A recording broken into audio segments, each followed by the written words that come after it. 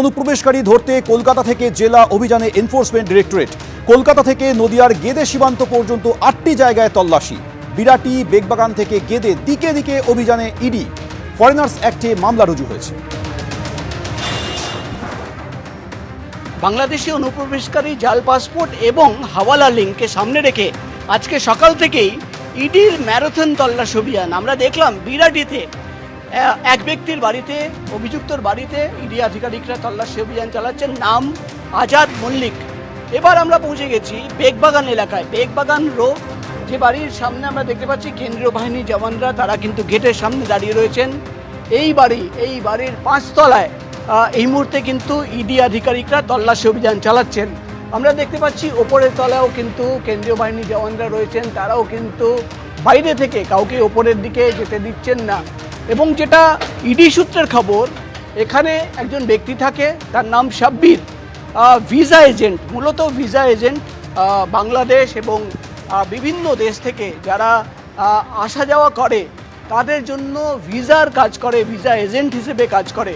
অন্যদিকে ইডি সূত্রের খবর, একসঙ্গে 8টি জায়গায় তল্লাশি অভিযান। শুধুমাত্র কলকাতার বেগবাগান নয়, শুধুমাত্র বিরাটি নয়, সীমান্ত এলাকা, বাংলাদেশের যে সীমান্ত এলাকা গেদে, সেখানেও কিন্তু তল্লাশি অভিযান চলছে। অর্থাৎ একদিকে অবৈধভাবে বাংলাদেশিরা যারা এই রাজ্যে এসে থাকছে, অন্যদিকে জাল পাসপোর্ট এবং হাওয়ালার যে লিঙ্ক, সেই লিঙ্কও কিন্তু পাওয়া যাচ্ছে, এমনই দাবি করছেন ইডির আধিকারিকরা।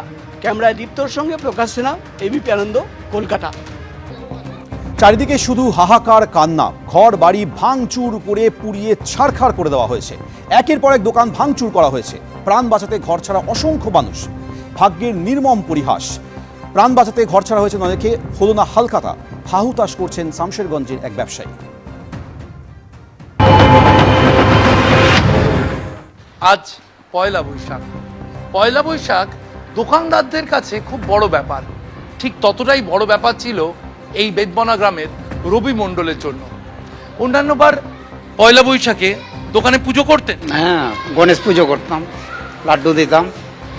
এবার দিতে পারলাম না, এবার তো সব ভাঙচুর হয়ে গেল, তো কী করে দেবো?